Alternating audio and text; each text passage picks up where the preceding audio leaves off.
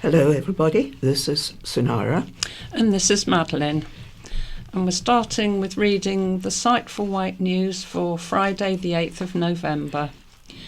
On Tuesday the 12th of November, the strollers will be meeting for a stroll in Cowes. They will meet for coffee at Watch House Barn at approximately 10:45 a.m.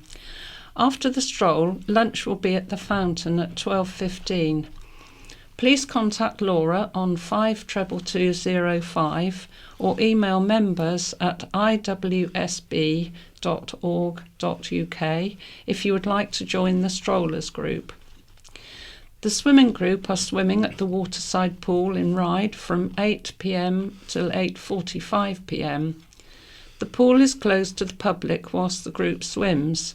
There are male and female volunteers to help you get in and out of the pool, as well as lifeguards to ensure your safety.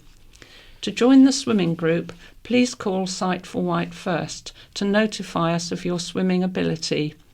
You need to register with the office at Middlebrook House first to be able to swim with the group. On Wednesday the 13th of November, the weekly coffee morning will be held at Middlebrook House this week from 10 a.m. till 11:30 a.m. There will also be our low vision drop-in between 10 a.m. and 12 noon. This is a weekly event to allow you to view and try the low vision equipment that we have at Sight for Wight without the need for an appointment. The book group will be meeting at Lord Louis Library on between 2 p.m. and 3 p.m. We discuss the last month's book over tea and coffee and hand out the book for the next month. The books are available on CD or USB. Please contact Laura Jasper on 522205 for more information or email members@iwsb.org.uk. On Thursday the 14th of November, Laura will be at the monthly coffee morning at the Old Smithy Coffee Shop in Godshill between 10:30 a.m. and 11:45 a.m. Our coffee mornings are run by staff and volunteers from Sight for Wight and are open to all. Refreshments including delicious fresh cakes are available to purchase direct from the coffee shop. The Thursday social group are meeting at Middlebrook House. The group meets from 10:30 a.m. until 2 p.m. With the help of volunteers, the group enjoy a number of activities, crosswords, catching up on news and trivia, knitting and crochet. They are currently making decorations for the Sight for Wight Christmas tree and continuing to make pom-poms for the rug. This is very friendly, mixed group, also love to chat and enjoy lunch together. Later in the afternoon, volunteers come in and read to the group on different topics. If you would like to join the group, then please contact the charity on 522205. Any other news? Advance notice for striders. There has been a change to the planned stride at the end of November. The new route will be from Stag Lane to Gurnard. Full details will follow nearer the date to all members of the Striders group. The Freshwater Library Listening Reading Group. This group usually meets on the second Tuesday of each month, but in December will meet on the first Tuesday, December the 3rd, from 11 a.m. to 12 noon. Equipment. We've been approached by members who would like to find new homes for the following pre-loved items: a large, older computer, the large monitor with built-in speakers, Tava Plus keyboard, Windows XP. Also, it has Supernova, which will need updating. There's an Adler Tipper portable typewriter with braille scale and a good ribbon. An ordinary key Stensbury, interlined for writing braille. These items are available free of charge. If you're interested, please contact the charity on 522205 or email members@iwsb.org.uk. 2020 diaries and calendars. It's time to order your VIP diaries and calendars. Please note that the suppliers of VIP diaries have now imposed a minimum number for orders that we place on your behalf. Therefore, we will be placing orders on the following dates: the 25th of November and a final order on Wednesday, the 3rd of December. Any orders after this date will need to be made directly by members to the diary company. Prices are as follows: Pocket Diary A6 with cover, week to a view, £5.75. Pocket Diary A6 insert only, week to a view, £5.30. MIDI Diary A5, week to a view, £7.65. Jumbo Diary A4, week to a view, 2 days per page, £21. Desk Diary A4, week to a view, £9.45. Wall Hanging Calendar A3, £6.25. Wall Hanging Dates Reminder, £5.75. To place your order, please contact Laura Jasper, members@iwsb.org.uk, or phone 522205. Possible new audio book group. Alistair has run the Freshwater Library audio book group for many years and is now looking to start a new one at Sandown Library. If you would be interested in joining the group, please contact Sandown Library on 402748 with your name and contact details, and they will pass on your details to Alistair. Days and times to be arranged once we have an idea of interest. Please note that this group is not run by Sight for Wight. We are just advertising on Alistair's behalf. Christmas tree decorations. If any member would like to make a Christmas tree decoration for our tree to be displayed at Brystone Christmas Tree Festival in December, preferably in blue and gold colours but not essential, then please either drop them off at Millbrook House or send in by the end of November. The members' Christmas lunch will be held on Thursday the 19th of December at the White Lion, Arreton. A 2-course meal will cost £19.95. Places must be booked and paid for in advance. To register your interest and request a menu, please contact Laura on 522205 or email members@iwsb.org.uk. Minibus transport may be available depending on location. There will be a trip to Medina Theatre on Saturday the 21st of December to enjoy the pantomime Dick Whittington. Meet at 1:30 p.m. for a 2 p.m. performance. The show lasts approximately 2.5 hours. Spaces are limited for this trip, so if you would like to book your place, please contact Laura Jasper on 522205 or email members@iwsb.org.uk. Closing date for applications is Wednesday 20th of November. Please note the ticket price of £15 must be paid in advance. Minibus transport may be available for a donation of £2 depending on location. We will be visiting the Isle of Wight Pearl on this visit, where we will join the Pearl Masterclass, a free informative talk about pearls. The talk lasts about 30 minutes, and there will also be an opportunity to look around the centre or have refreshments in the cafe. There is no charge for the talk, but minibus may be available depending on location for a donation of £2. Closing date for applications is Monday the 20th of January.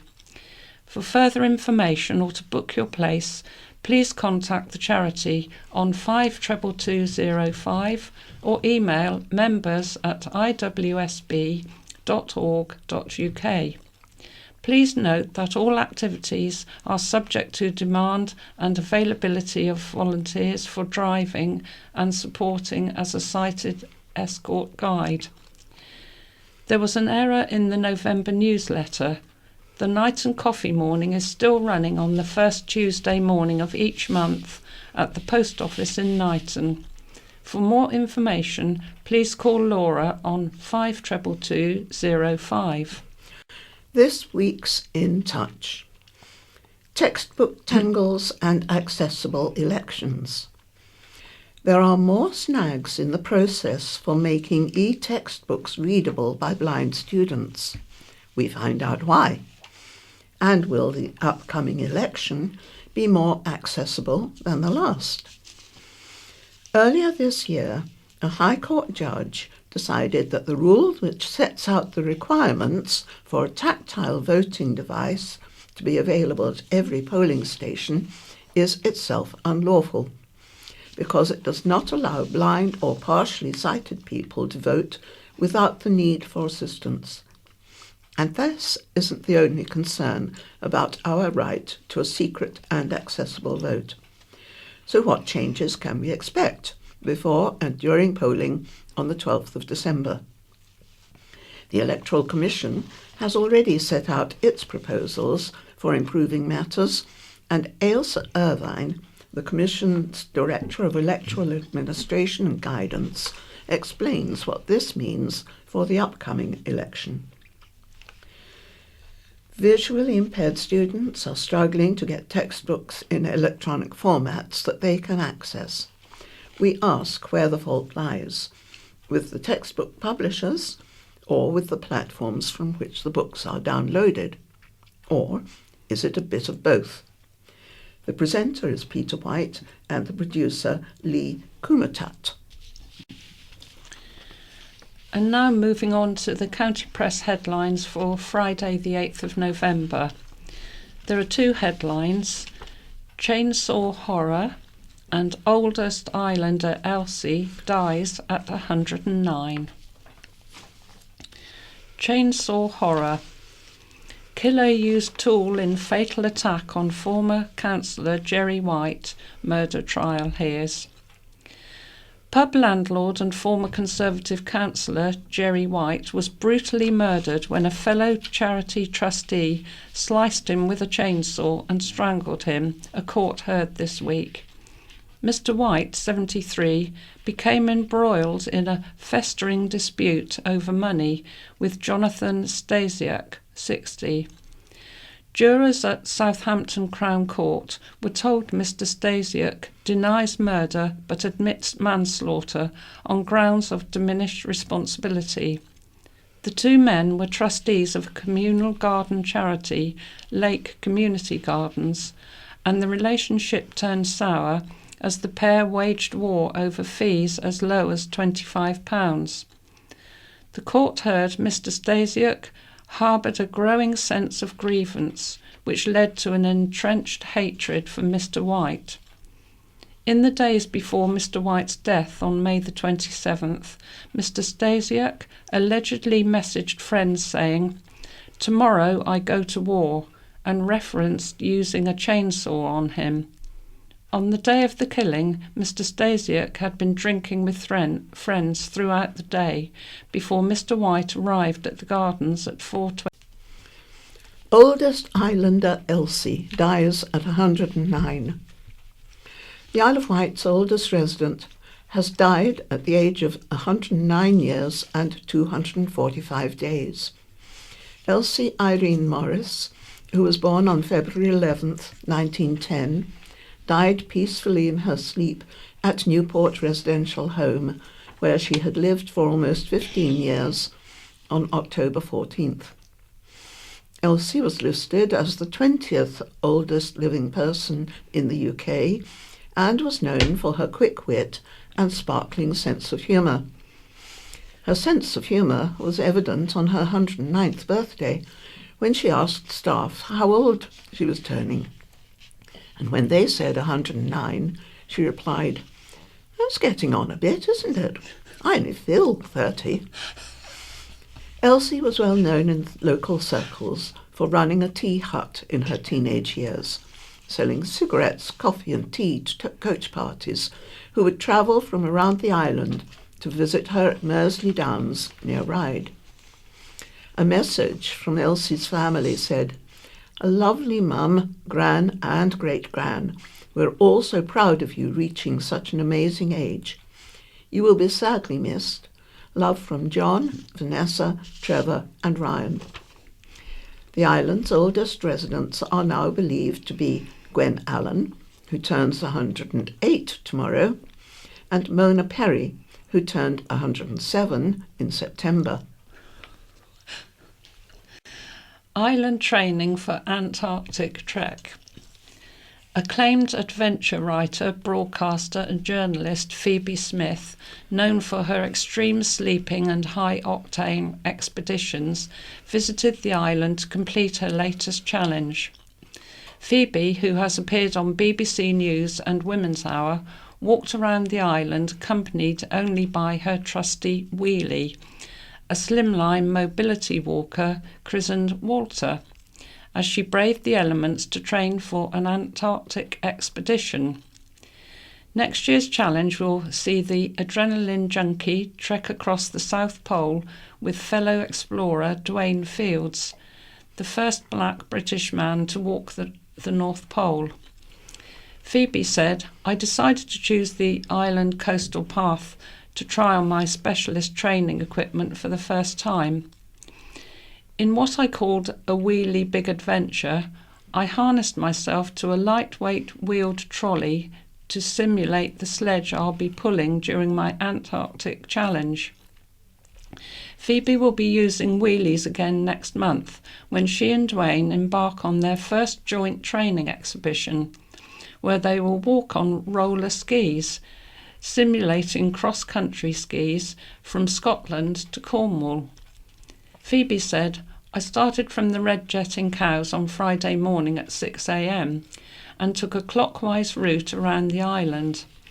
I battled heavy rain and winds and almost lost my wheelie in the breaking waves around Luckham and Ventnor, spending 2 nights sleeping wild along the way. I was welcomed by some lovely island residents, asking questions, and finished in Cowes on Sunday evening to a blistering sunset." CCTV for the less desirables. Drug use, indecent exposure, and less desirable people. The reasons why a town council want to install CCTV on its seafront. Plans have been submitted to the Isle of Wight Council on behalf of East Cowes Town Council to install a CCTV mast on the esplanade in front of the public toilets.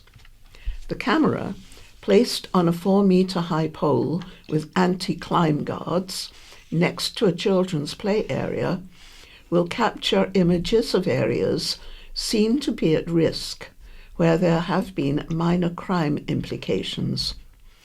Images will be monitored during working hours by the Town Council and afterwards by a company with links to the police. Following 2 public consultations, residents of East Cowes have supported the decision to install CCTV due to recent incidents that have occurred on the esplanade.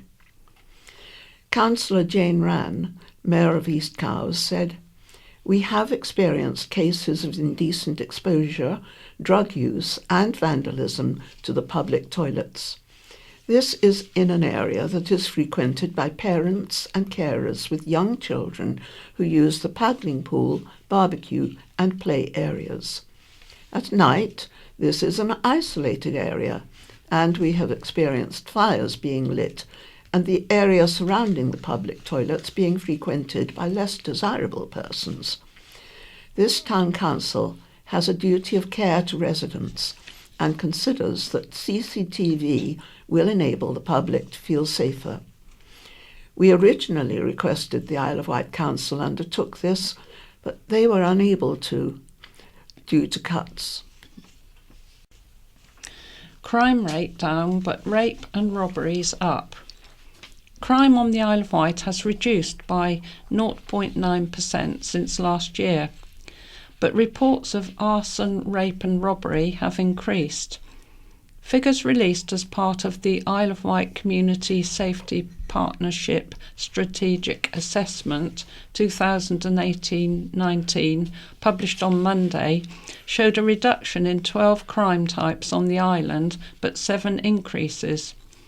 Reported vehicle offences and residential burglaries have seen the biggest decline, along with criminal damage, public order offences and antisocial behaviour. However, while the overall crime figure is down, there has been a sharp increase in reported incidents for arson, 21, theft from the person, 19, robbery of personal property, 18, and rape, 31, compared to rates from last year. Despite the increase in some reported areas, the island significantly beats the England and Wales average of 89.5 crimes per 1,000 people by 17, proving to be a safe place to live, work and visit. Superintendent Sarah Jackson, District Commander for the island, had previously said the island is a safe place to live, work and visit, adding, "It is about working with those in the community who know the issues, what is going on day in and day out, making it a better community to live in. We are trying to build within the community so that everyone can feel supported by us." Areas which retain some of the highest crime rates include criminal damage and public order offences, violence without injury and violence with injury. A violence reduction unit has been established through Home Office funding to help tackle the increase.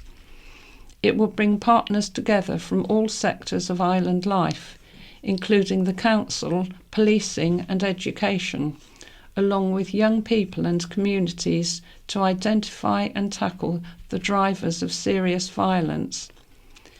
There was a significantly higher rate of reoffenders on the island, with nearly 1 in 3 adults and 50% of young offenders committing further crime, but there had been a fall in the number of youth reoffenders. Amanda Gregory, chair of the CSP, said, "These figures show a real positive for us and for the island." Man left his mother in a chair for 2 years. A Seaview man left his 83-year-old mother in an armchair for 2 years before she died at their shared home, a court has heard. Hazel Kimber was found dead at her Ryde Road home in 2015. Her son, Anthony Kimber, 61, denied manslaughter by gross negligence and causing or allowing the death of a vulnerable adult at a trial this week at Winchester Crown Court. The BBC reported prosecutors said Mr. Kimber failed to obtain medical help for his mother despite being her full-time carer. Jurors heard paramedics found the severely malnourished pensioner's body after Mr. Kimber phoned 111, the non-emergency number. Mrs. Kimber had not been in contact with health workers for 5 years before she died on August the 31st. The court heard that Mrs. Kimber had been sitting in the chair for 2 years. Parts of the house were in utter squalor, and there were strong smells of human urine, excrement, mould, and general decay. Mr. Kimber told police he was carrying out his mother's wishes not to contact a doctor. William Mousley, QC, defending, said Mrs. Kimber was frightened of doctors and did not want to leave her home of 75 years. In a statement read out in court, the paramedic who found Mrs. Kimber's body said the house was Like the Addams family. Spooky. They also said Mrs. Kimber's chair had completely disintegrated. The trial continues. Careers Fair proves popular. The 7th Annual Isle of Wight Council Your Future Careers, Education and Jobs Fair took place last Wednesday, with record numbers attending. Around 730 people visited the Isle of Wight College in Newport during the main session of the fair, which took place between 11:15am and 3pm. A total of 76 exhibitors were present, offering information, support and news of job vacancies. Among these were the Isle of Wight NHS Trust, T-Mill, GKN, Hampshire Constabulary, BAE Systems and a host of local training providers. Andy Tickner, Head of Service for Island Futures, said, "This year saw a 30% increase from 2018 in terms of the number of people who attended the event. It was organised by the Isle of Wight Council to give an annual focus to careers, education and employment opportunities on the island. We were pleased to see so many young people and parents attending to find out about their education and training options after leaving school or college, including higher education. We would like to pass on our thanks to the 76 employers and education providers who supported the events with exhibition stands and information. Feedback has been extremely positive.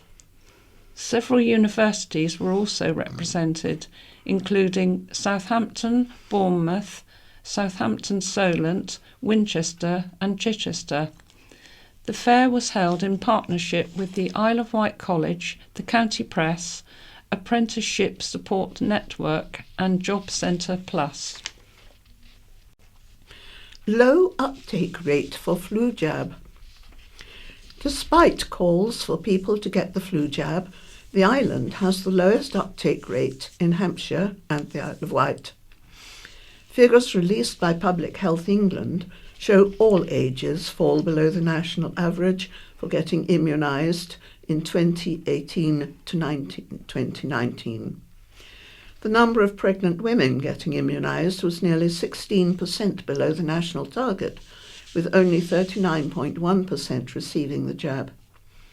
More over 65s had the jab at nearly 69%, but the figure was still 6% below target. The island's NHS has launched the Protect Together campaign to reduce the impact of flu on local people and healthcare services. A vaccination programme for NHS staff has also been launched. However, figures released for 2017 to 18 revealed not every healthcare worker on the island who have direct contact with patients got the vaccine, regardless of the 100% target. Only 69.5% of workers received the jab. Shortages of the flu vaccine have been reported on the island.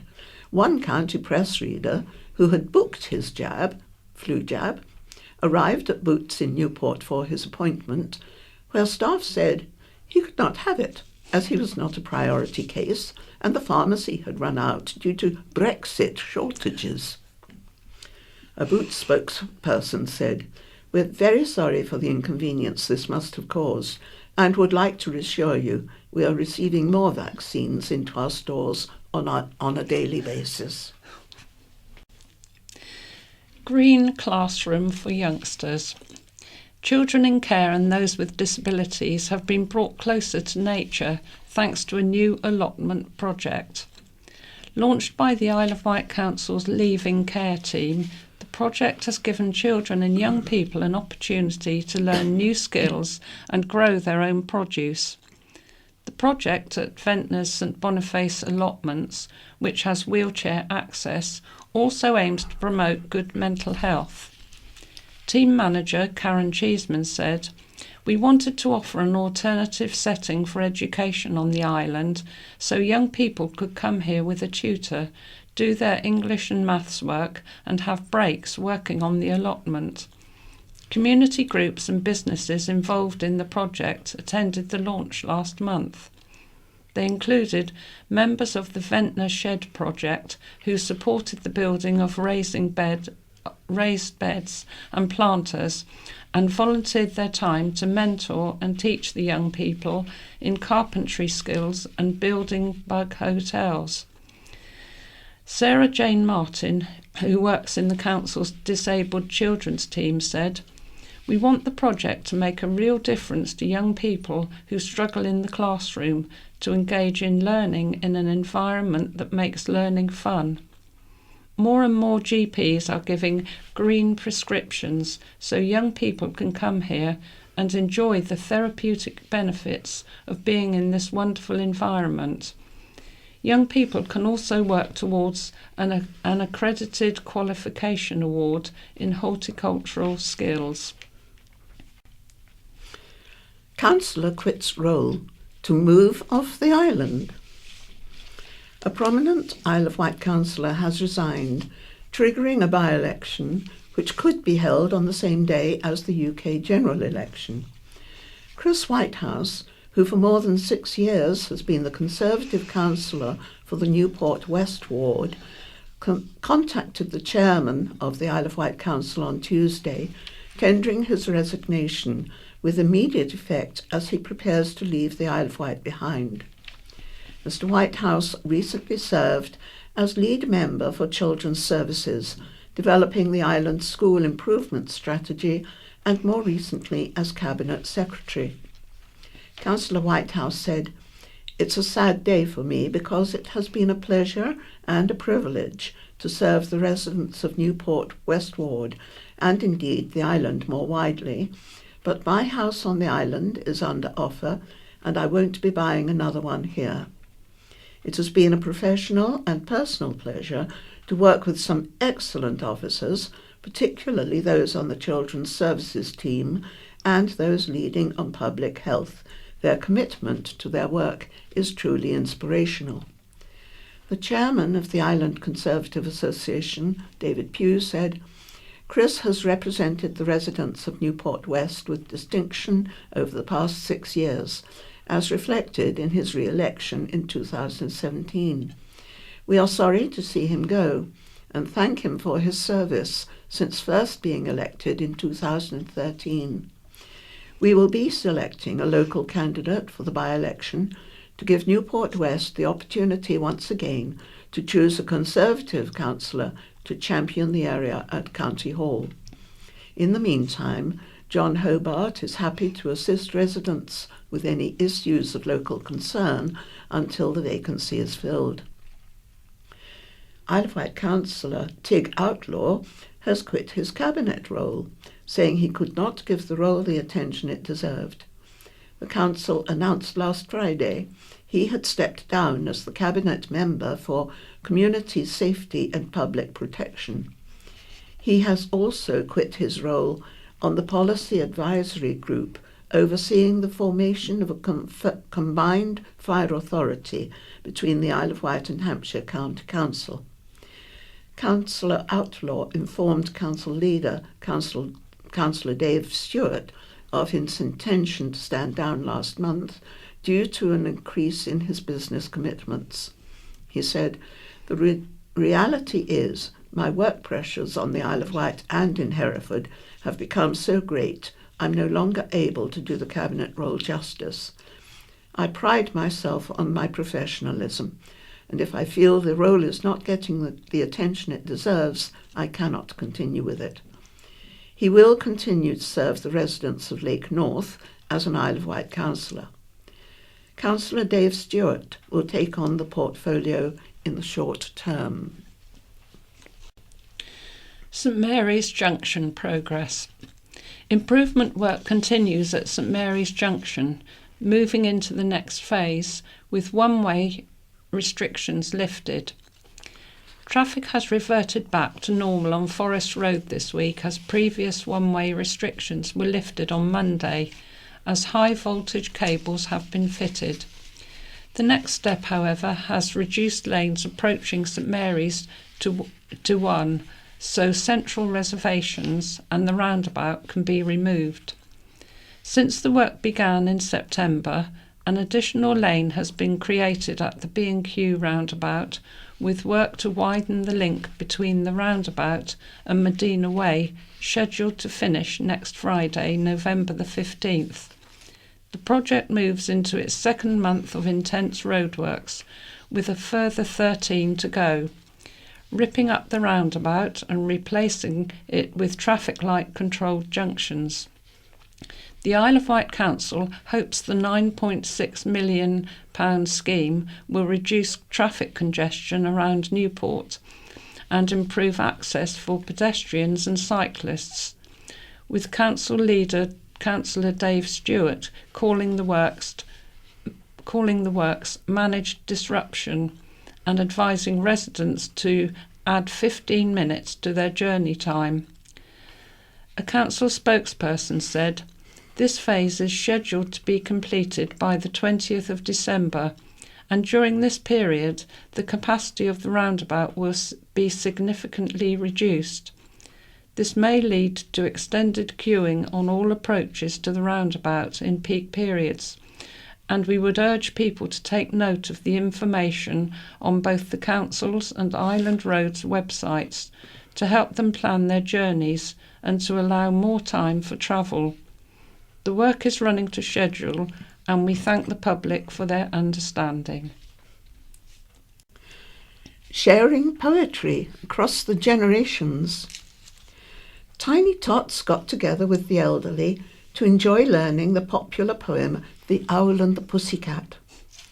To celebrate National Poetry Day, residents at Inver House Care Home in Bembridge invited Windmills Preschool to join them. They enjoyed learning the poem and reciting it together, and they read other poems too.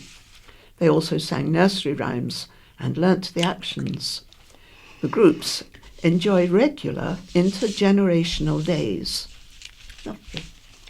And that's all we have time for today. So it's goodbye from Madeline. And goodbye from Sonara. Hello everyone, I'm Stephen. Hello, I'm Jan. And we'll be reading the letters and features pages of the County Press for you this week, starting with a letter from Mr S.G. Howard of Lake, headlined "Back to Bedford, let's have an islander standing." How can a resident of our island vote for an outsider from Bedford who has a second home over here? Standing as the Brexit Party is out of order, in my eyes. It should have been an islander. Is it May, I ask, April the 1st? What does he know about us? As with the rest of them standing, I would not give them house room. We have problems over here. High streets look like ghost towns. Look at Sandown for one. Our blue light services are running on empty, as is our hospital, which is trying to cover the island. Come on people, think about it. I urge you. We voted to come out of the EU. Back in the day, the ballot paper said in or out. We made our choice then. I trust none of them, either from Bedford or closer to home. When you receive your ballot paper, think with your heads and not with your feet. Our ancestors fought 2 world wars for freedom, and what thanks do we get now? Getting stabbed in the back by the EU, thanks very much. Our island needs to stand firm. And motorists are unaware of lights law, says Diane Horsfall. In my opinion, there are too many drivers on the island who seem to be unaware that it is illegal to park after dark with their headlights on. That includes both dipped and full headlights. If one is going to stop temporarily, one should use side lights. I have lost count of how many times I have come across motorists temporarily parked with headlights on, and just in the last few weeks, at least 3 of those were parked on the wrong side of the road, facing incoming traffic, and, just as surprisingly, on 2 occasions they were taxi drivers. I have come to the conclusion that firstly, these drivers are totally unaware of the dangers of doing this and how it blinds other motorists, and secondly, they don't seem to know it is illegal.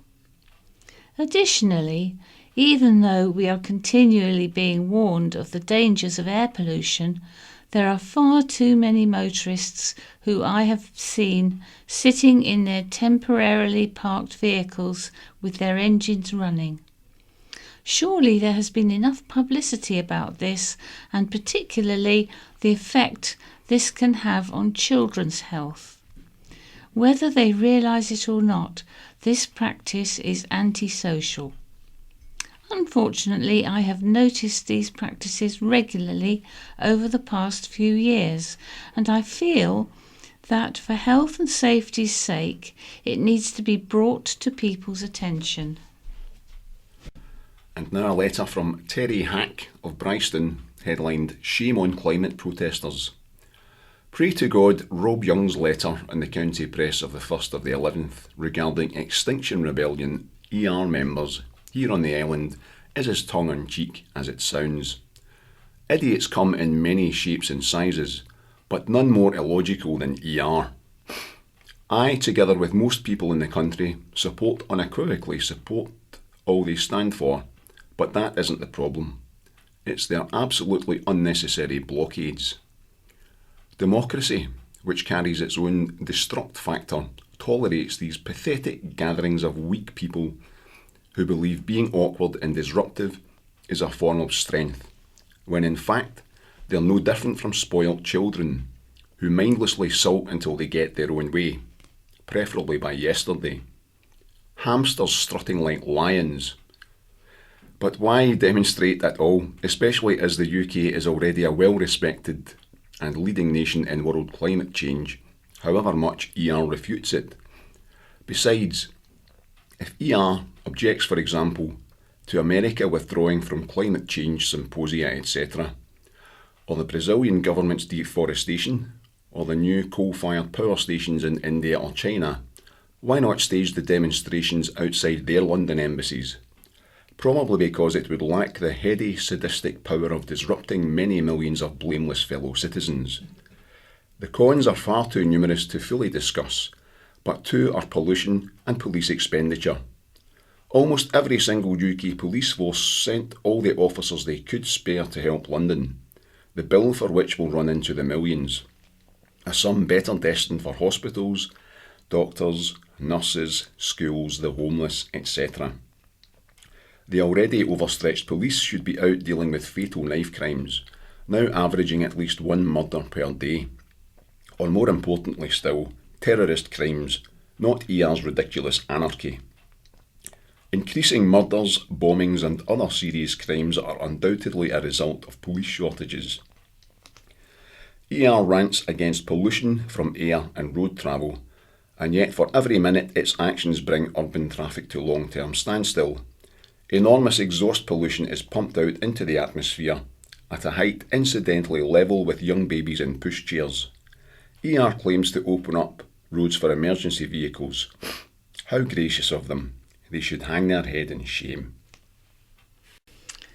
And Good Samaritans after door incident. This is from Chris Wood of Gurnard.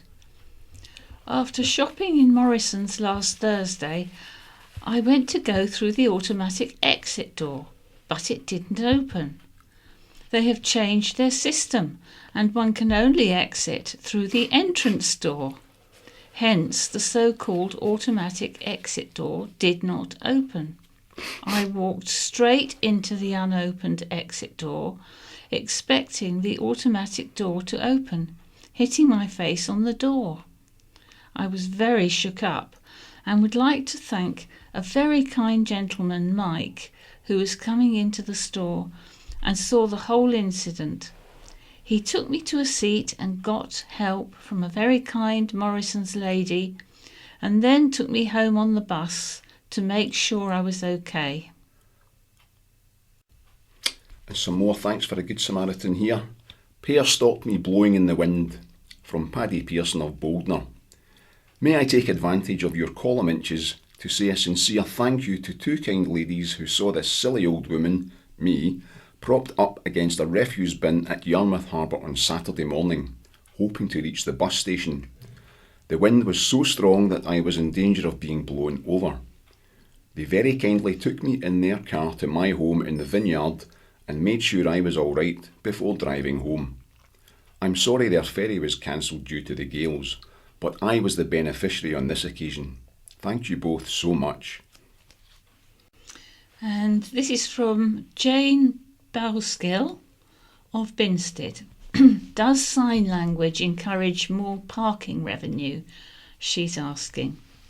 Isle of Wight Council leader, Councillor Dave Stewart, admitted to me that the only way the council can raise funds is to continue to hammer motorists, as they can't get revenue from anywhere else, having raised the council tax to its maximum. To be unable to park in Newport, to visit a theatre and a restaurant is lunacy, as is the charge to park overnight in many areas. Tourists pay a lot to get here, and then they are fleeced again if they go to the beach for a day. Ventnor seafront was free not that long ago. I was misled by a sign in Ryde where parking was reserved for coaches only between noon and 3 p.m. Unfortunately, the sign stating this was several yards away from this space. I believe the signage is deliberately confusing to maximise their revenue.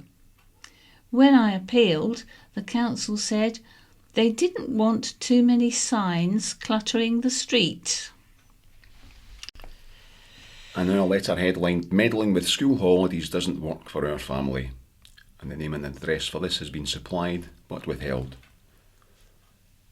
Now the new 2-week half-term break is over, I wonder if any other county press readers are unhappy with the Isle of Wight Council's decision to extend the holiday at a time of year when it is often cold, wet and dreary and the days are shorter, while taking away a week in the summer when there is generally far more opportunity to spend time outdoors. Mainland friends and family we have told about this are genuinely baffled. So over the past fortnight, instead of carefree days in the park and at the beach, we have often been stuck indoors at home, unable to afford countless trips to swimming pools, cinemas and indoor play areas. While putting on our raincoats and wellies to go for muddy walks is enjoyable to a point, such outings are definitely not as much fun in the cold and wet, and tend to be shorter and more stressful activities in bad weather. A few schools, run by academies, opted out. If my children attended one of these schools, I would happily have voted with the overwhelming majority of parents and staff to keep a 1-week half-term and long summer break. Whereas my children, along with most of the other children in the island, will be stuck in a hot, stuffy classroom for an extra week this coming summer. It makes no sense. And now we come to my view. This is a regular column. A panel of columnists take it in turn to give their take on life as it is played out on the Isle of Wight. And this is by Malcolm Mime, who asks, what do we fancy in the Parliament Stakes? Here we go again. On December the 12th, we are to have yet another election. And despite there having been a referendum on membership of the European Union in 2016, and then a general election in 2017, we are told this general election will finally get Brexit sorted. But will it? As I didn't vote in the EU referendum, didn't vote at the recent EU elections, and won't be voting at this election, I am in the perfect position to give a completely unbiased view of the situation. I shall stick to the facts. Let me start with the man who called this election, Boris Johnson. In early 2016, Johnson was approached by the team behind the Leave EU campaign and asked to front it. Johnson turned down the offer, saying, "The trouble is, I am not an outer," before then going on to write in his Telegraph newspaper column, "Leaving would cause business uncertainty while embroiling the government for several years in a fiddly process of negotiating new arrangements, so diverting from the real problems of this country." Not long after making those statements, Johnson U-turned when he realised he had the opportunity to further his political career by taking on David Cameron. Wind on nearly 4 years, and the self-proclaimed Remainer is now asking the British public to vote for him at this general election on the basis he will take the UK out of the EU.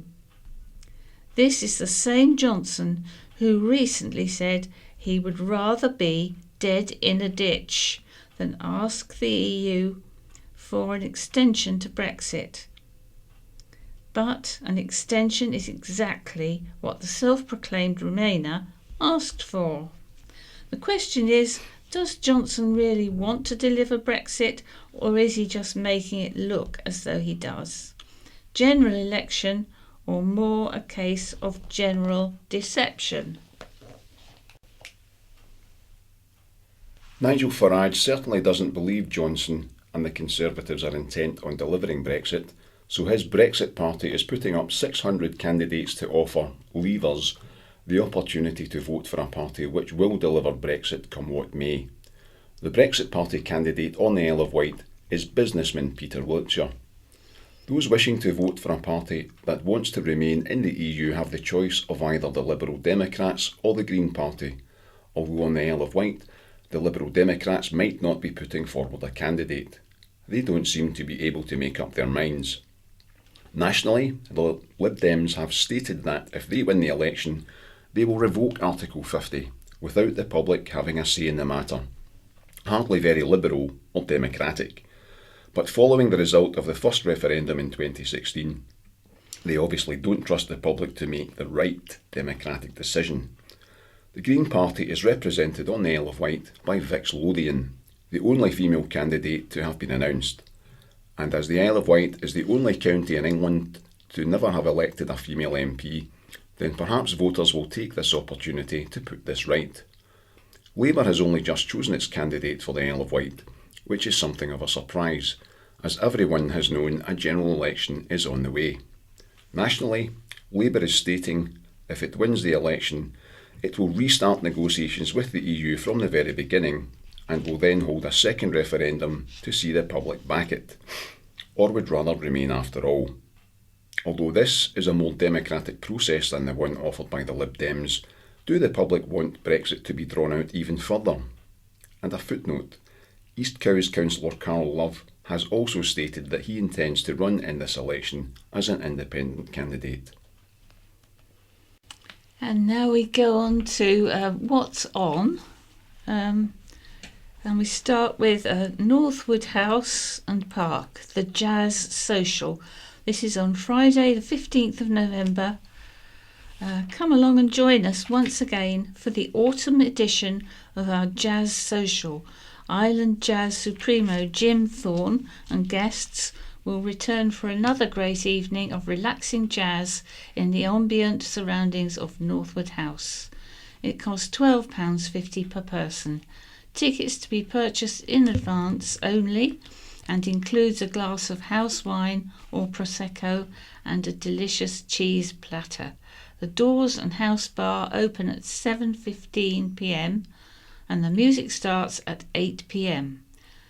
Tickets at northwoodhousedoc.org.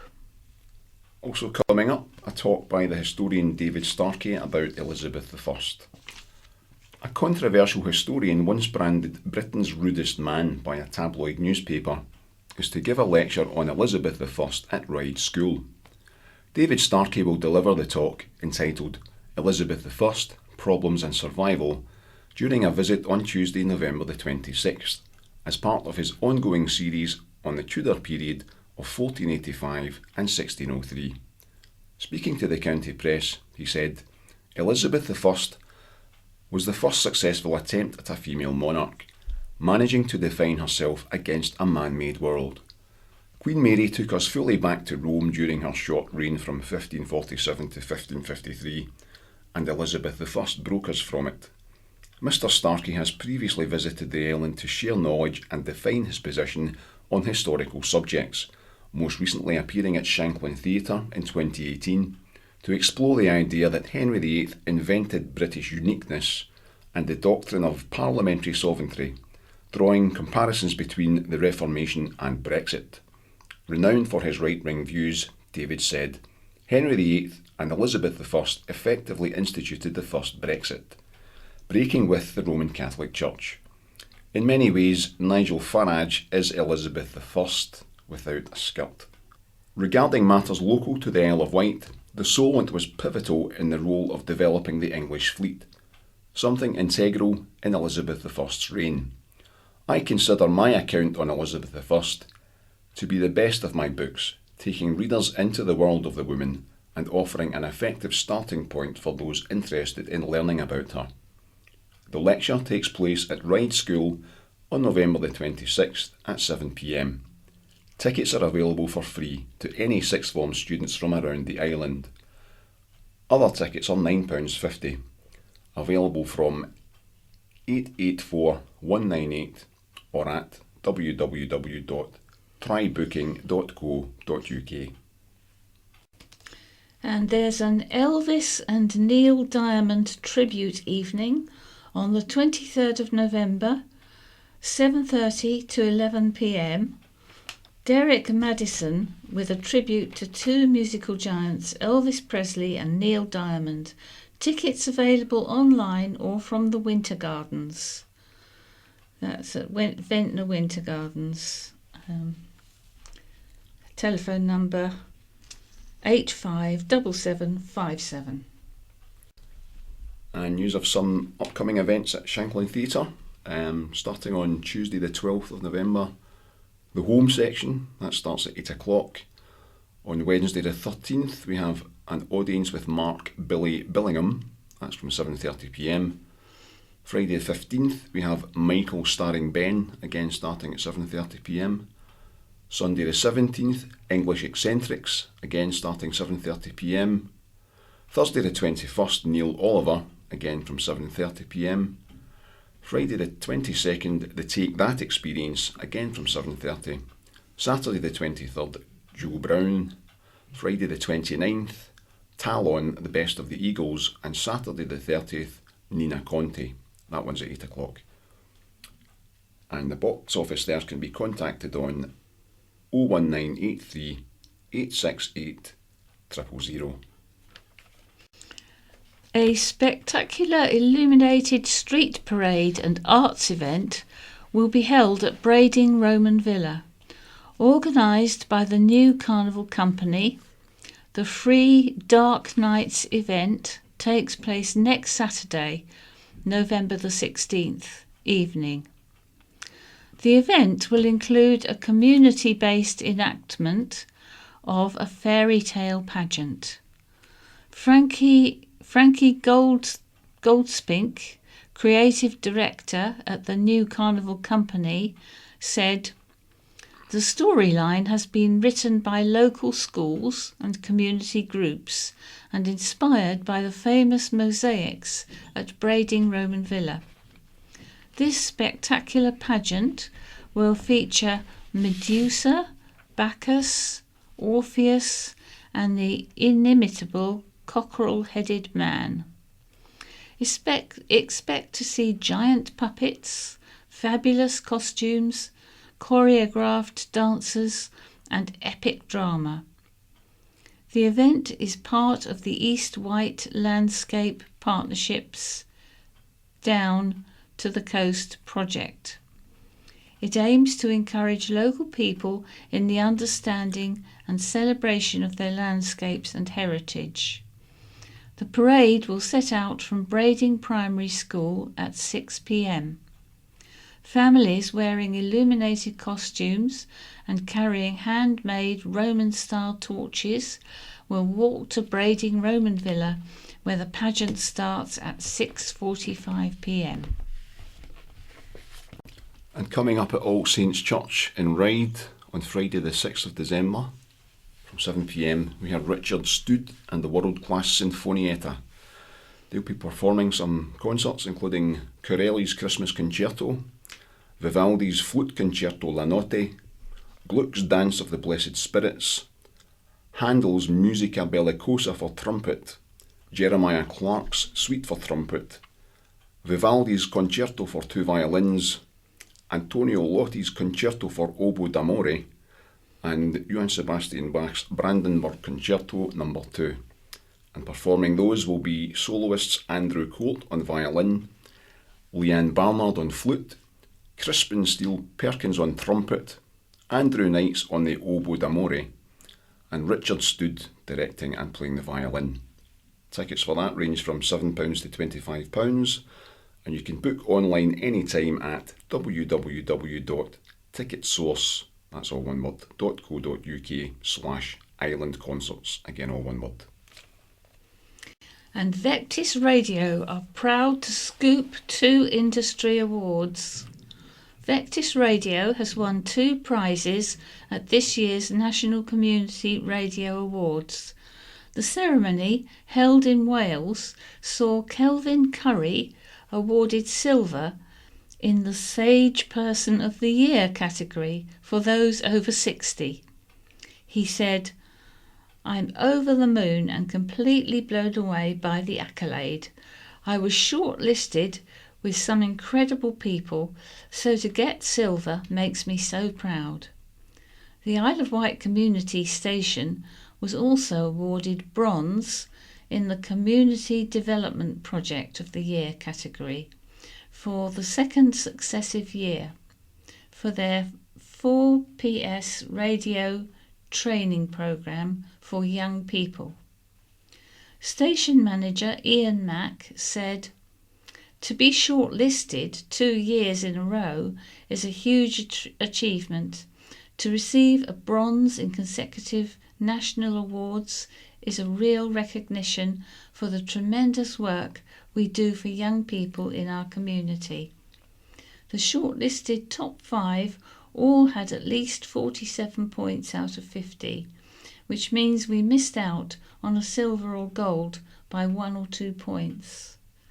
More than 50 projects were recognised on the night in front of an audience of 150 volunteers and staff from a range of stations across the country.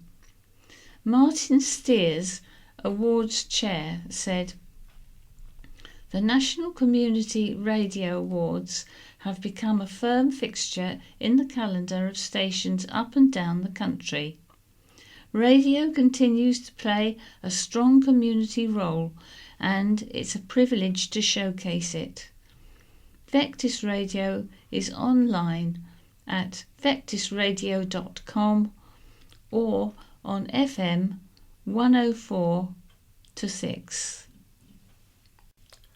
And the Tibetan monks in exile will be visiting Key Arts in Newport on November the 16th, the final stop on their UK tour. The monks will be performing ancient Buddhist chants and ritual masked dances, as well as demonstrating the art of sand mandalas, creating intricate Buddhist symbols from thousands of grains of coloured sand. Over the past 20 years, the monks have appeared at Glastonbury Festival, Edinburgh Fringe and the Royal Opera House, provided the soundtrack to The Adventures of Marco Polo on Netflix, and guest starred on BBC Radio 4's The Archers. While their sound is banned by Apple Music in China, the monastery embraces life in the 21st century, and the monks are streaming a new album of guided meditations. To book, visit www.keyarts.org or call 822 490. Danny Briggs pays a special visit. The promising young talent of Isle of Wight of Island cricket had a surprising guest coach for their first night of training on Monday. England cricketer Danny Briggs paid a special visit to his former Ventnor club, guiding and helping the children with their catching practice. Aimed at club and school players not involved with the county programme, the group is headed up by Isle of Wight Cricket Board coach Neil Westhorpe. The group is for any kid that wants to play cricket but hasn't been involved in the county programme at Ryde School, said Chairman of the Isle of Wight Cricket Board, Phil Mew. It's an introduction to cricket. The idea is to try and get as many kids away from their video games and into sport. We're hoping it will build, and we're relying on parents and school support to get them here. The hardest part of sport is turning up. The group will meet every Monday night with a under 11 session running from 6 p.m. to 7 p.m. and an under 13 session from 7 p.m. to 8 p.m. For more information and to get involved, visit the Isle of Wight Cricket Facebook page or contact Stuart Chatfield on 01983 530 551. And another piece of sports news, biker Becky's sponsorship woe. Isle of Wight mountain biker Becky Cook has once again had a successful season competing at the highest level in the Enduro World Series. After 8 rounds travelling all over the world racing, Becky finished 7th overall in the elite women's category as the highest placed British rider. Consistently placing in the top 10, her best result was a 5th place finish in New Zealand, her first race of the tournament. Becky followed her heroics in New Zealand with 8th place finishes in Tasmania, Canada and America, a 9th place finish in Switzerland, and 10th place finishes in Madeira, Italy and France. She has since been chosen to represent Great Britain at the UCI Trophy of Nations team race in Italy. Although France were favourites to win, Becky, along with her 2 compatriots Bex Barahona and Katie Winton, put up a really strong fight, leading after the first 3 stages. The trio eventually lost out on the gold medal by just 8 seconds, but put in a credible performance to take home the silver. It's a very different experience when you normally race as an individual, said Becky. There's a different strategy when you're racing as part of a team. But it was really good fun, a really unique experience. Hailing from Brooke, Becky has been cycling competitively since 2016, but spent many years prior honing her skills as a motorcycle champion. Over 13 years, Becky has amassed a mountain of trophies and accolades, including 7 gold medals at the Trial des Nations, 5 times Vice World Champion, 8 times British Champion and 2012 European Champion. Unfortunately, with no team for next year, Becky is currently seeking sponsorship to enable her to continue competing in the Enduro World Series and achieving her potential of a podium and top 5 overall next year. Bringing some cheer to dull old autumn. Never been a great fan of autumn with its dour, damp decay.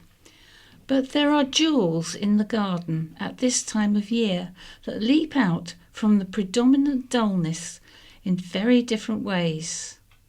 Striking nerines and cyclamen catch the eye in the garden, and more subtle autumn hues are led by maple and my personal favourite, ginkgo biloba. Nerines are native to southern Africa, and Nerine bowdenii, which blooms at this time of year, is hardy in this country and remarkably trouble-free. So now is a great time to see them in all their blousy beauty before you buy. On the island we are fortunate to have Springbank Nursery at Newchurch, which previously held the national collection of Nerine sarneniensis. Nerines are most common in pink, and a clump of those grace my old front garden, where their backcloth is the ground cover of Lamium maculatum silver beacon silver, which is a low-growing, slowly spreading form of dead nettle. As its name suggests, it has silver foliage, and an added bonus are small purple flowers in late spring. The two look magical together. Nearby, another favourite is Cyclamen hederifolium, which will hybridise and self-seed in all manner of nooks and crannies. If you buy potted varieties now and plant them out when they have finished flowering, you will end up with cyclamen of many hues. On the subtler side is Ginkgo biloba, and the finest example on the island of this lovely tree can be found in the beer garden of Ryde's Railway Pub. It has very slowly achieved giant proportion, but the good news for gardeners is that it doesn't have to be that way. It is now on the market. Is Ginkgo compacta, which is like its big brother with its fan-shaped leaves turning a lovely yellow in autumn, but will only reach a height of 12 foot, meaning it can be enjoyed by many more people. And now some additional news items. First of which is hustings which will add to election fever. This is an article by Laurie Little. With the general election looming, the county press has again teamed up with Isle of Wight Radio to put on an election hustings event. The chance to question candidates has proved popular in the past, and December the 5th at Cowes Enterprise College is the date and venue this time. Tickets will become available soon, and all declared candidates have been invited to attend. Others will be added when they declare. Further details on tickets and start time will be released in the next few days. And it's been a busy week for Island politics. Island Labour announced a candidate, Richard Quigley. Richard moved to the island 16 years ago and runs a business in Cowes, where he lives with his wife and 2 daughters. He said, "I'm extremely proud to be representing the Labour Party on the Isle of Wight. This general election provides islanders and the country as a whole with a clearer choice than we have faced for many years. We have all seen how our beautiful island and its people are suffering from the deliberate underfunding of public services. St Mary's services are being moved to the mainland, our schools are crying out for funding, council services for the elderly and vulnerable families have been cut time and again. I believe a better society is possible. A vote for a Labour government would be a vote for change." Mr Quigley has a background in engineering and logistics and has worked for a number of companies in the food production sector. He has been a governor at Northwood Primary School and is a trustee of the Footprint Trust. Following a week of confusion, the Liberal Democrats stood aside on the Isle of Wight. Parliamentary candidate Nick Stewart stood aside as part of an agreement facilitated by the cross-party group Unite to Remain. Lib Dem supporters were urged to vote Green. Information was sent to Lib Dem members last Friday announcing the plan, but it wasn't confirmed until yesterday, that's Thursday. Mr Stewart said, "There was incorrect information given to local Lib Dem members, which was corrected shortly afterwards." Vix Lothian, prospective parliamentary candidate for the Green Party, made her 3rd appearance on the BBC One Sunday Politics show at the weekend. Wearing an Isle of Wight badge, Vix sat alongside Councillor Rosa Bolger of Labour for Oxfordshire and Royston Smith MP, Conservative, of Southampton, as the host Peter Henley led the live discussion on the big issues facing the region in the last 7 days. Fixed Link campaigner and island business owner Carl Feeney shared his thoughts on standing as an MP, telling the Fixed Link campaign group on Facebook he is considering running. Although known for campaigning for a fixed link, he expanded on his other stances to gauge public opinion. On the subject of the NHS, Mr Feeney proposed a plan that would see everyone required to undergo a yearly health MOT and be seen to act on advice to change their lifestyle choices or face losing access to the service. Former UKIP parliamentary candidate Darryl Pitcher announced he will not be standing for the Isle of Wight and had left the party. Mr Pitcher instead threw his support behind Brexit Party candidate Peter Wiltshire, calling for him to back a coalition government. Also in the running are Bob Seeley, who won the Conservative vote in 2017, and independent councillor Carl Love, who currently represents East Cowes on the Isle of Wight Council. An Isle of Wight landscape will grace the cover of the National Trust Handbook for 2020. East Cowes resident Les Lockhart's photo beat thousands of entries in a photography competition to feature on the cover of more than 5 million handbooks. The photo is of a tranquil sunset at Newtown National Nature Reserve. Les said, "I love being able to go to Newtown, whether it's during the day to watch all the wildlife or in the evening for the sunset. It's such a beautiful, peaceful location, and there are so many features that make it a great place for photography too, like the walkway and the boats on the estuary. One of the reasons I like photography is that you are able to share these places with others. Hopefully, seeing the image on the handbook will encourage people to really appreciate and make the most of beautiful places on their doorstep."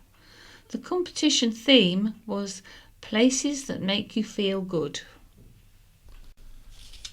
And now an article about pensions. Isle of Wight women fighting for their pensions joined others from around the country at a demonstration in Parliament.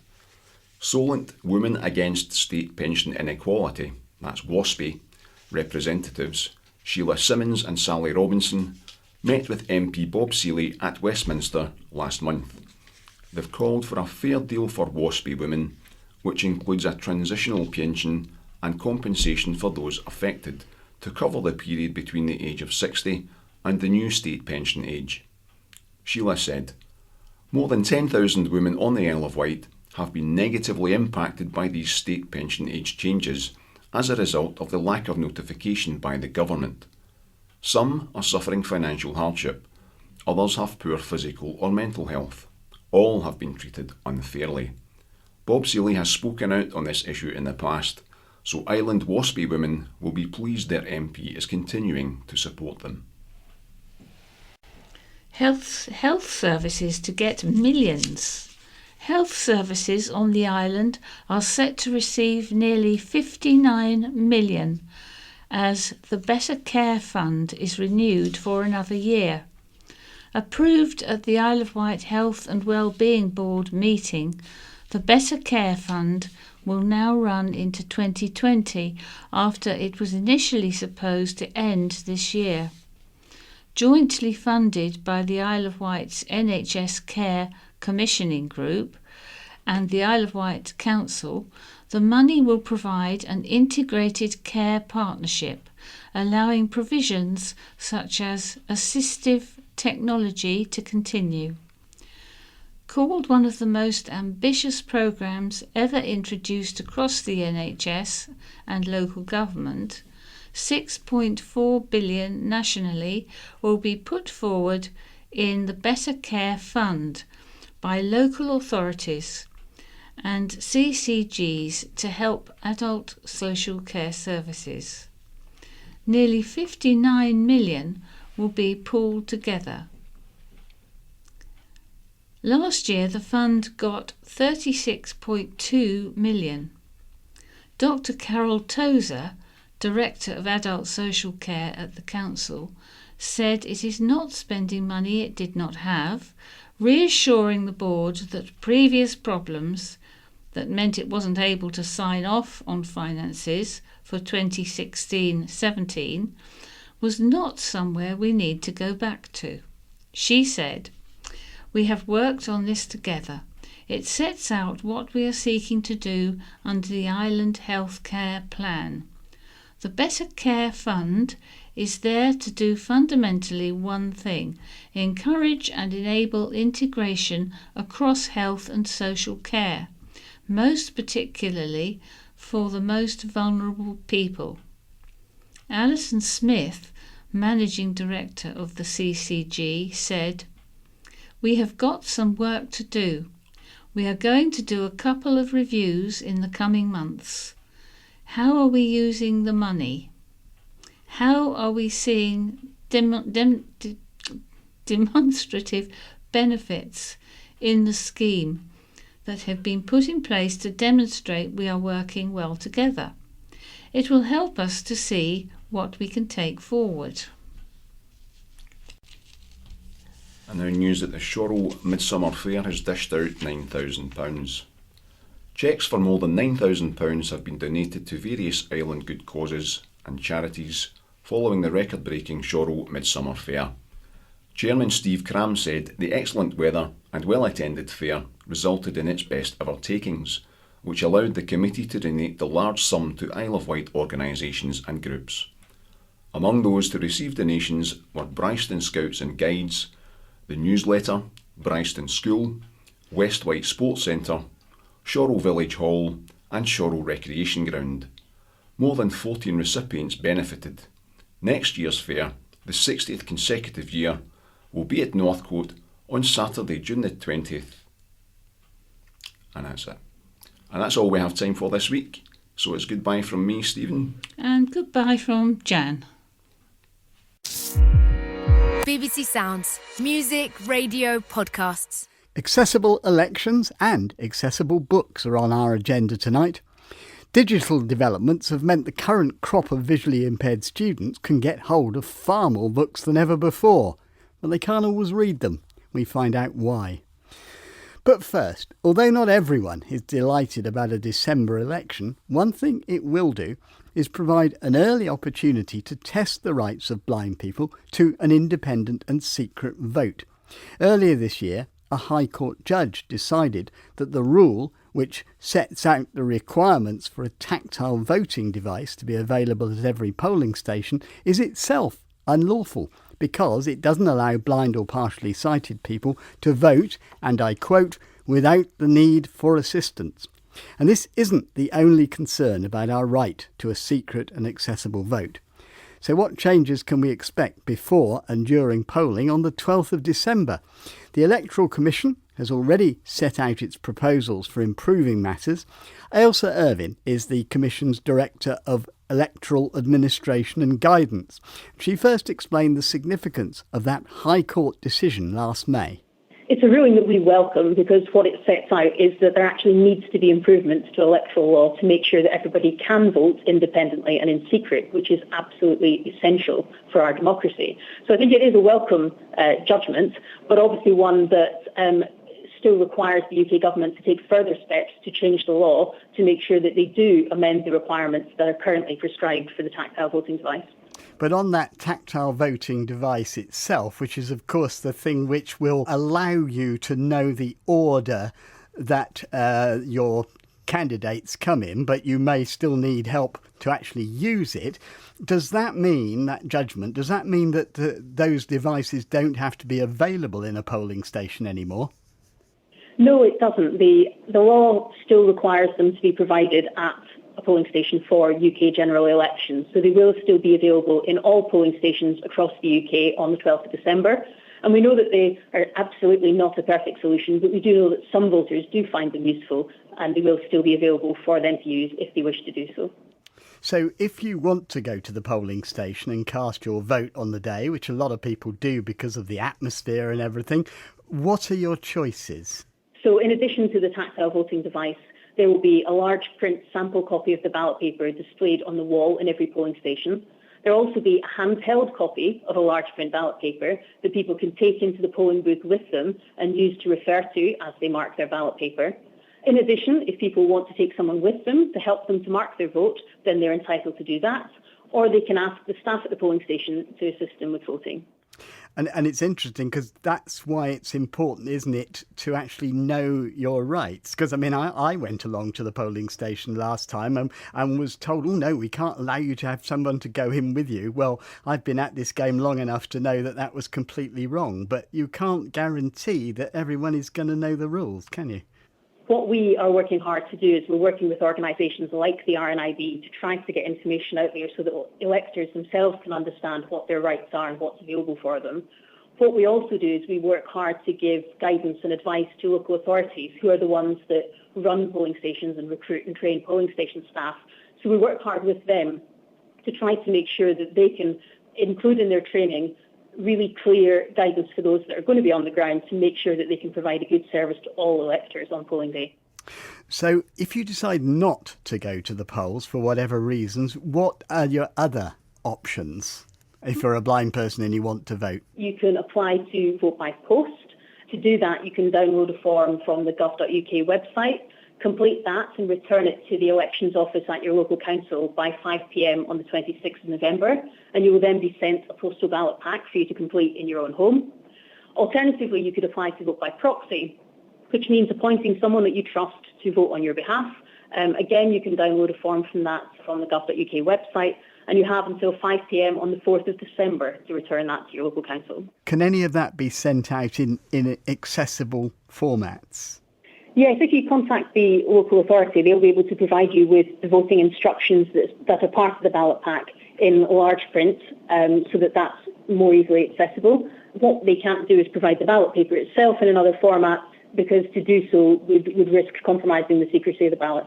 What about Braille? Would they be able to do that? They may well be able to. I think we would advise anyone to contact their local authority directly to see what it is that they can provide for them on a local basis and in the time that's available. So in particular, what changes does the Electoral Commission want to see, and how quickly might some of those be actually possible? Firstly, we'd like to see electoral law simplified and made much more straightforward, and what that would do is better enable innovation in the process. So instead of having tightly prescribed rules such as those around the tactile voting device, actually widening the law up to allow for innovation and different ways for people to cast their votes. We think it's really important that there's a choice for people as to how they cast their votes, more range of options than are available currently, so that people can find the mechanism that works best for them so that they can cast their vote independently and in secret. So what might these additional ways of voting be? What sort of things do you have in mind? One thing that, for example, has happened in other countries is that there are advanced voting, so you could vote in advance of polling day at a number of different locations over a longer period of time, which might make it easier for people to get to a polling place. And also that once they're in that polling place, to look at different mechanisms of using technology to help people be able to see the ballot paper more easily and to vote independently themselves. What about electronic voting? I think electronic voting is something that will inevitably be explored at some point in our future. I think it's an interesting challenge to grapple with. I think there's a number of things to think about.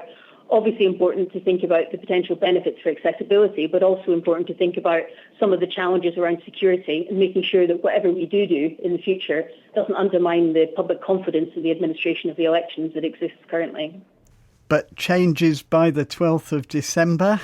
Doesn't sound like we're too likely to see those.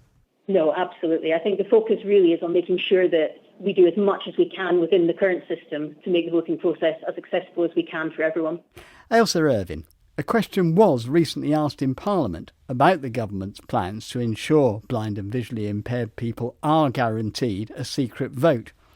A written answer says the proposals announced as part of the package around the Queen's speech will bring forward legislative measures that respond to issues raised in the government's call for evidence on access to elections.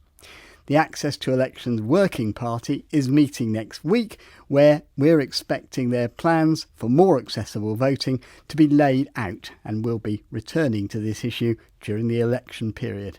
Now, over the past few weeks, students will have been arriving at universities and colleges ready to get to grips with daunting-looking course reading lists. If you're visually impaired, much of that material is now available digitally. In other words, electronically downloadable from websites custom built to hold thousands of journal articles and textbooks.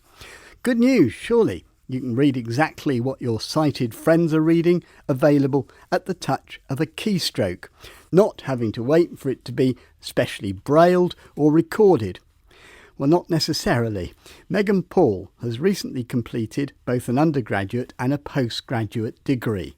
I had members of staff at the university who would contact publishers of my academic texts and the things I'd need for my course. And they often wouldn't come back to the staff who were contacting them. They often had to chase. And even when we did get a response, often the book was not in a format that I could read with my screen reading technology and also with my Braille device. The most frustrating thing for me, I think, was that, like most universities now, mine had an online platform that students could tap into to read books online, which would have been perfect for someone like me who can't access them in print. And as it happened, the online platforms weren't accessible to me. So, for instance, one of them displayed the pages of the book that you wanted to read as a picture, as a photograph, which meant that basically neither my screen reader or my Braille technology could make head or tail of it. My reading lists, certainly at undergrad level, were between 30 and 50 titles, and that would be for a 12-week semester. At master's level, the emphasis is on more independent learning, and actually that presented its own challenges. How many of the books would you get electronically? 30 to 40% of them. So I guess the books that I did get were few and far between, and because of that, my assignments would be heavily dependent on those sources I could get rather than having a wide variety of sources. And I remember being marked down for that on some occasions. So how typical is Megan's experience? Sue Smith offers learning support to visually impaired students at Leeds Beckett University. She's been talking me through how it ought to work, but how often the reality is different. Increasingly now, we've got thousands of what we call ebooks. So they're books that are available digitally online to students either physically in the university or indeed off campus, at home, wherever it is they're doing their studies.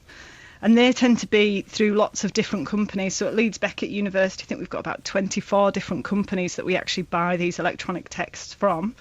Obviously, being electronic texts, they're available online. They should be amazingly flexible. We should be able to magnify the text, change colours, have them read aloud by things like screen readers. I say should. You did say should, and I noticed it. So what goes wrong? Where are the snags? So there's varying points where things can kind of fall down. So I mentioned we've got about 24 different companies that we buy them off, all which vary in terms of their accessibility and their information. And it may be that just one student might have to use multiple of those 24. So a couple of years ago, I had a student who needed, just for one module, to use 6 different companies' ebooks, each of those being different. So, for example, if I take just an example of magnifying, so if all you need to do is actually just magnify the text of that book on your screen to enable you to read it, that should be a really simple thing. It should just be a magnification button that you click and it's going to magnify up to the size you want. Unfortunately, that's not always the case. Some companies, for example, while they've got the magnification button there, it might only magnify to maybe 2 or 3 levels, and actually their top level of magnification still isn't particularly high. And the consequence of that for the students? So the consequence of that usually is that they're going to have to work with me, and I'm going to have to look at sort of alternative ways to get that book for them. I can contact the company that we've bought it off to see if there's anything they can do. But more often what I usually do is have to go to sort of alternative places to get that book, one of whom would be RNIB Bookshare, which is an amazing service and where we can just download PDFs of that book, which have much more sort of accessibility built into them for that student. But obviously there's a delay there. They're not getting that book at the same time as all of their peers. And who is responsible for this not happening? Are we talking about the book supplier, the platform on which it is on, or the publishers? Who should be doing what? It's a bit of both, I think. They really need to be working together. So sometimes what we find is that the actual publisher of the book have created that digital book. It's pretty accessible, but they then give it to the company that are actually going to provide it to our students. And at that point, some of that accessibility function might actually be stripped away from the book. So to me, it's got to be very much those two groups working together. In the cases where unfortunately some publishers don't work with RNIB Bookshare, we actually have to contact the publishers directly, of which there are probably thousands of different publishers that provide books for us. So we would then be emailing them directly and explaining, there's a student, the electronic version of your book isn't accessible, please can you provide us with an alternative? Again, some of those publishers are really responsive, they'll respond really quickly to those requests, but unfortunately some of them are very much less responsive. And I mean, can you explain how that happens, though, why things get missed out? I think sometimes it's to do with what we call digital rights management, so that sort of security, digital security that can be applied to files, which is actually to stop sort of illegal copying of those files or illegal distribution, which, you know, I understand from the sort of publisher's point of view. But some of that technology can then clash, if you like, with accessibility and will sort of remove some of the function. Let me bring in Alistair McNaught, who's an independent consultant on access in education. I mean, Alistair, you drew this to our attention in the first place. What prompted your interest in this problem? Well, originally, my interest was prompted by a librarian back in 2005, 2006, really struggling to get digital version of a textbook for their students. And I've worked since then with publishers and with the people that kind of pull together lots of different publishers' content and then sell it to library services like Sue would be using. And the problem is, the deeper we've delved into this, the more we've found that it's one of those situations where very often there's lots of good people doing good bits along different bits of the chain, but it's the lack of join-up and the lack of transparency that's the key issue. So what needs to happen? Because we've had digital books actually for we're talking about it as if it's a kind of new thing, but it isn't. What needs to happen to improve this situation? Okay. What needs to happen is there needs to be clear and transparent accessibility information from every part of the supply chain. Each publisher needs to provide information about the accessibility of the products, what they've got in their files, how accessible those files are, and each distributor, each vendor that then takes those files and sells them on to libraries, they need to say what they do in terms of accessibility, whether there's any accessibility they add, whether there's any accessibility that they can't sort of pass on through the file onto the interface. What does the law say? Who's going to make them do it? Well, that's what's very interesting is that the public sector web accessibility legislation, which came into force 2 years ago, but the first tranche of it really kicks in this September and then the end of it next September. The public sector web accessibility requires the universities and colleges to provide accessible systems, accessible digital resources and accessibility statements. And those accessibility statements will have to be written by the universities if they're not written by the suppliers. And I think that's something that's a very strong argument for pushing back on suppliers and saying, show me your accessibility colours. Sue Smith, could you see that happening? I would hope so. I mean, the sort of view that we've taken over the last few years is that where we can, we try and provide that information direct to our students. But as I mentioned, we've got, just looking at ebooks, we've got 24 different companies. Obviously, as an academic library, we've got lots of other types of resources that fall into this area as well, journals and newspapers and goodness knows what else. So it's quite a big job for us to try and write those statements for all those different companies. They're changing all the time.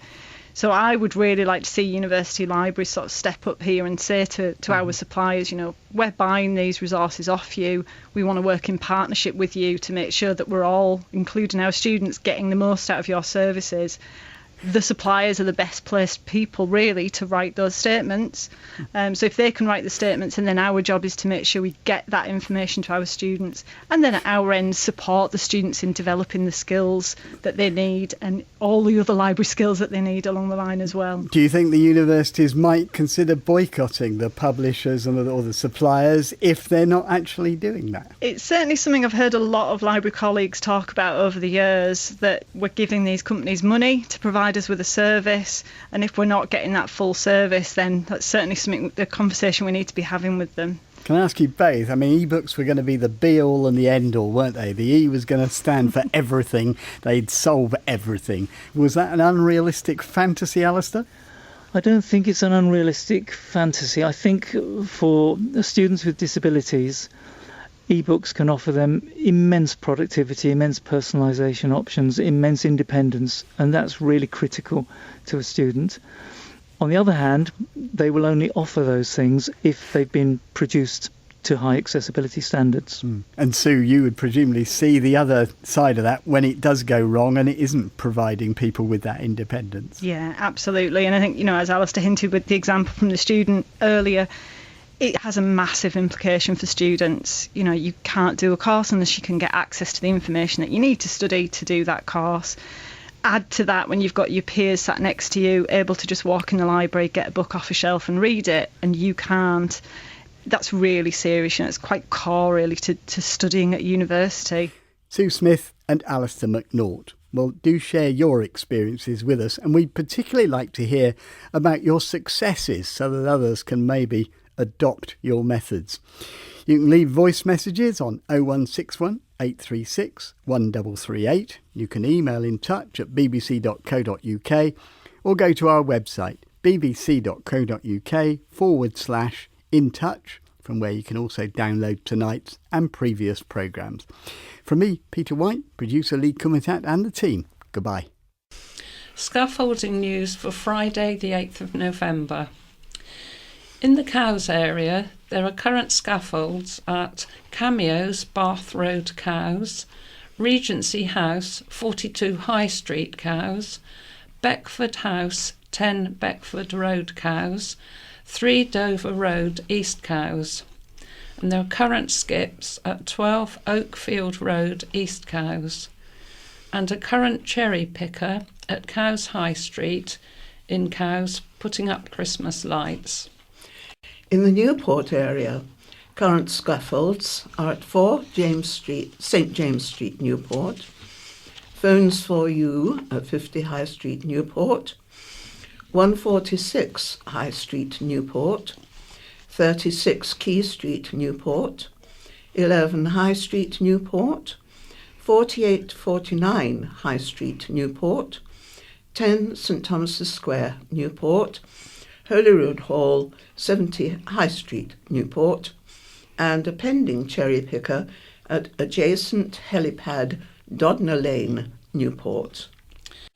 In the Ryde area, there are current scaffolds at flats 31 to 36 Merrymead Close, Ryde, Boots 170 High Street, Ryde, 79 Park Road, scaffold in Player Street, Ryde, Hill House, The Mall, Brading, 8 and 9 East Street, Ryde, 152 High Street, Ryde, 171 High Street, Ryde, next to Boots, 8 Union Street, Ryde, 1 and 2 High Street, Brading. Pending cherry picker, adjacent Park Lane Junction, Eddington Road, Seaview. Current skips at 14 Ray Street, Ryde, Prescott, Nettleston Green, Seaview, 54 St John's Wood Road, Ryde. Pending skips 13 Surrey Street, Ryde.